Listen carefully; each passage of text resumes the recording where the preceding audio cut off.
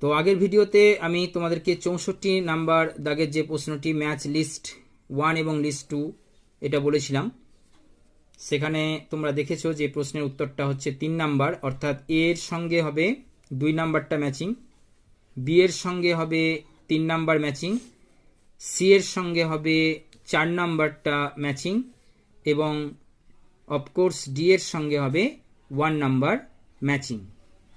এরপর তো 65 নাম্বার দাগে যে প্রশ্নটি রয়েছে, given below are two statements, দুটো স্টেটমেন্টস দেওয়া রয়েছে। দেখো এই স্টেটমেন্টসের বেসিসে স্টেটমেন্টস দুটো তোমরা পজ করে দেখে নেবে।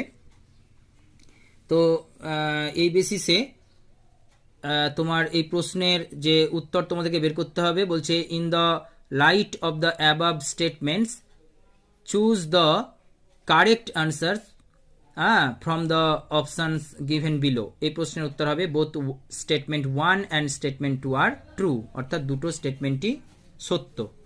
নেক্সট প্রশ্ন বলছে 66 নাম্বার দাগের, বলছে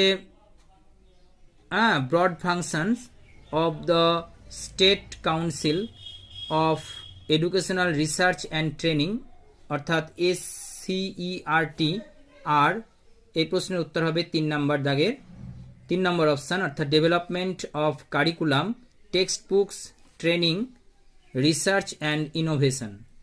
নেক্সট প্রশ্ন হচ্ছে 67 নাম্বার দাগের, planning as the basic function of educational management invokes certain steps, arrange these in sequential order. Sequential অর্ডারে তোমাদেরকে এটা সাজাতে হবে। তো তোমরা দেখে নাও, পজ করে দেখে নেবে এবং লিখে নেবে। তো এই প্রশ্নের উত্তর সরাসরি হবে 3 নাম্বার, যেখানে প্রথমে আসবে বি এরটা, তারপরে আসবে এ, তারপরে সি, তারপরে হবে ডি, ঠিক আছে, তারপরে হবে ই। নেক্সট প্রশ্ন 68 নাম্বার দাগের, বলছে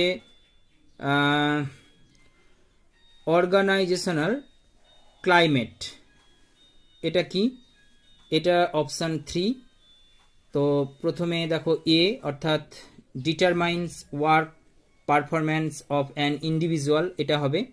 তারপরে সি হবে affects the level of job satisfaction of an individual or employee. Next হচ্ছে ডি, অর্থাৎ affects work efficiency of an individual or employee. এই তিনটে, অর্থাৎ অপশান 3। 69 নাম্বার দাগের প্রশ্নের উত্তর হবে অপশান 3, সাবজেক্ট সেন্টার্ড, অর্থাৎ